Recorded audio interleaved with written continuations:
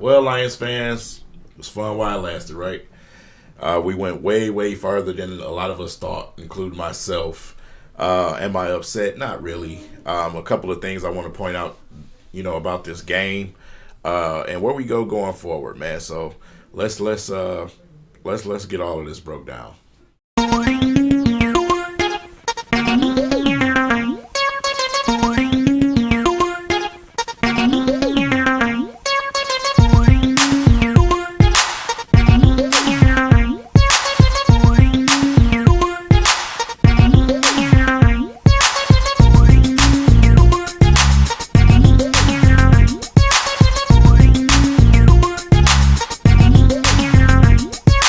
All right, Lions fans. So first and foremost, Super Bowl 49ers, Kansas City Chiefs. I'm so sick of Kansas City, man. We had our opportunities. A lot of people are going to see this game, in certain ways. Me personally, we lost the game. I don't care how we lost the game. We lost the game. You got to take the good with the bad. We've gone for it plenty of times and it's won us games, but today it lost us one. Well, it was a part of the reason why it lost us one. Me personally, as a person who watches a lot of football, I don't really like to use field goals as a reason why you lose a game. You fumbled the ball and the momentum shifted, crazy. You went totally away from running the football with Montgomery. You got cute. Inaccurate passes behind guys not catching the passes. Like I said, there's many factors of why we lost the momentum and ultimately lost this game. Yeah, you could have had the field goals, you would have had a little lead, but here's the thing. The 49ers were scoring touchdowns. Why were they scoring touchdowns? Because besides that one drive that you had, your pass rush was non-existent today. Once again, the holes that we have were present today. And I hope a lot of people understand that.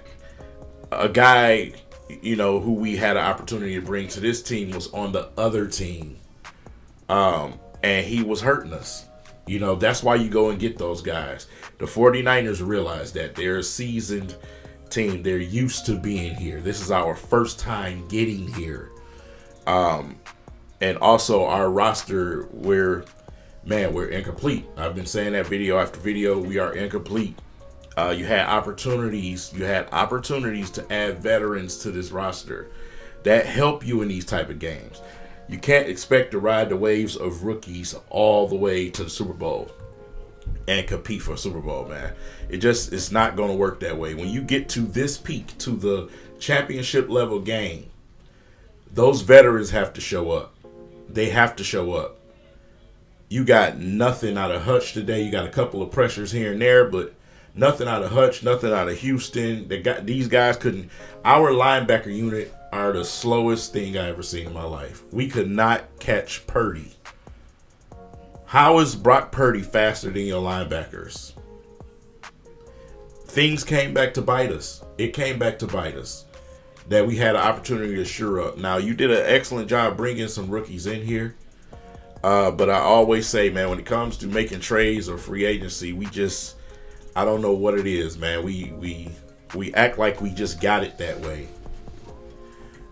You bring them players in to win these games.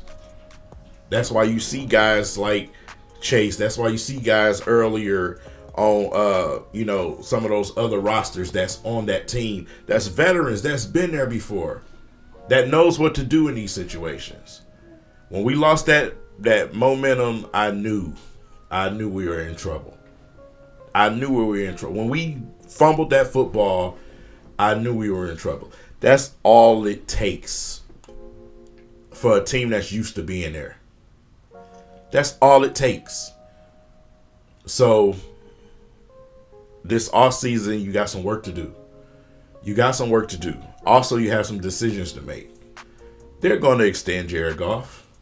Do I want to? No, I still don't want to. I told you, this had to be the game. This had to be the game. But as I've been saying all season, Jared Goff's not going to win you a game on his arms alone. Everything has to be crystal clear, perfect for Jared Goff. The moment they start flushing him out of that pocket, I knew we were in trouble. That's where the balls behind guys were thrown. That's where the underthrown duck balls, that's where all of that started to happen.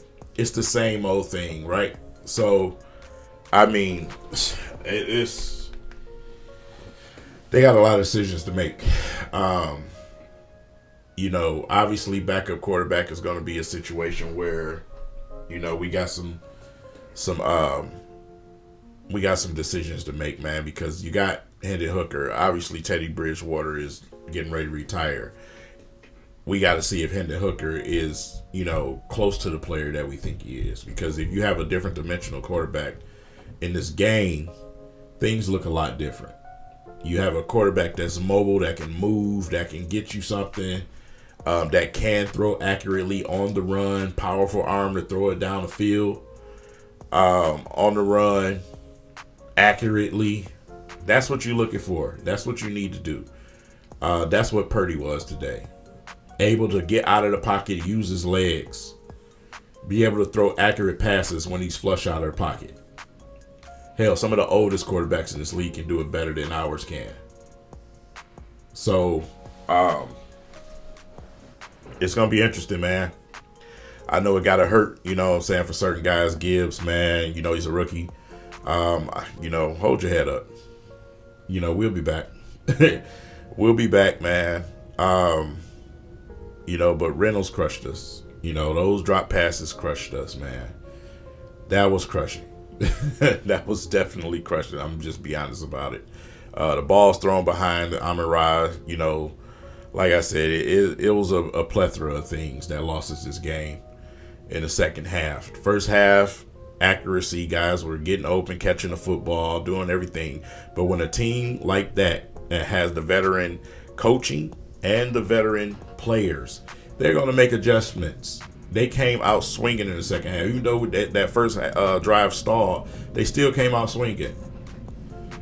They knew what the assignment was, right? We have a head coach that's never been there before as a coach. And Dan Campbell, whether you critique him not going for it or not, going for it or not, listen, man. That's his personality. That's his identity. That's what got you here.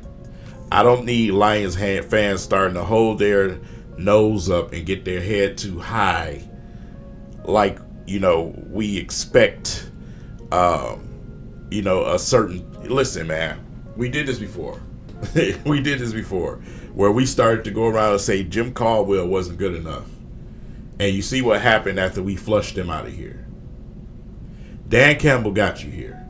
Dan Campbell got you farther than you ever been. I think you need to live and die with your head coach. I think you do. I think you at least owe him that. Right? He's got to be better. Yeah. He's not used to this moment. Why would we expect him to be used to this moment? This is the first time he ever coached to this extent. You got to be smarter than that, right? You got to take the field goals. I get it. But at the same time, you can't just make that the sole reason you lost this football game.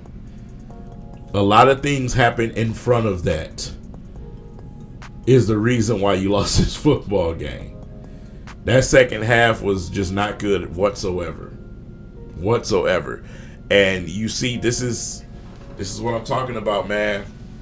This is why, I hope both coordinators, do stay, because I want to see them with an opportunity to have, better rosters. I want, a true number one receiver. J-Mo, yes, made some big plays today, but he's your speedster guy. I don't think he's ready to step in a full number one receiver. Amon-Ra is your best receiver, but at the end of the day, he's still a slot receiver. That true number one guy, I would love to acquire. And it's going to be a lot of those guys available. though that true pass rush for Aaron Glenn over there. Some real help in that linebacker core. Somebody who can actually chase somebody. Somebody who can actually cover something. That, if you're gonna have Anzalone back there, you got to get him some guys that's gonna help him back there. We could just, I love Jack Campbell, but bro, he's not fast enough. He's not. He's a hard worker and all of those, grit and all that. He's not.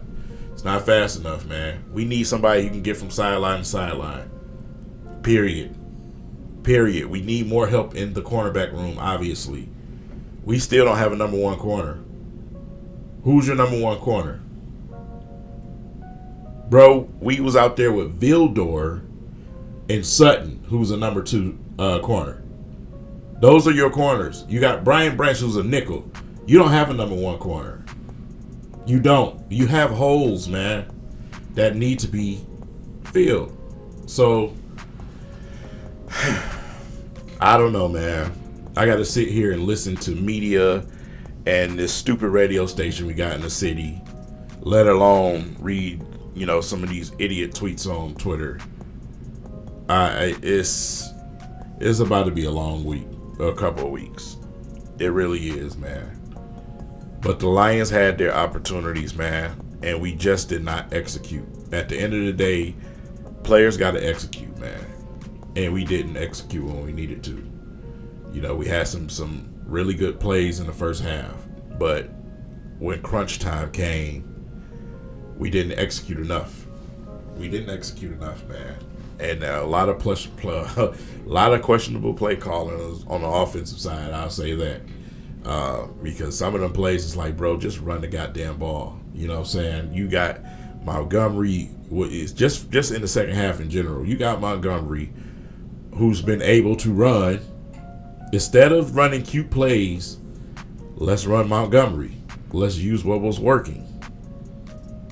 We got cute, like we always do. I don't know why we always go away from what's working. I don't know why we do that, man. You got 2 NFL teams that's available right now and that's looking for head coaches. I don't know if that comes from our coaching staff.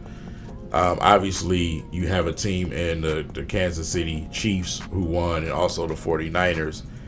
Those teams probably will take a look at some of those guys on those staffs. Obviously, you have a couple of candidates on the Ravens too. So I don't know.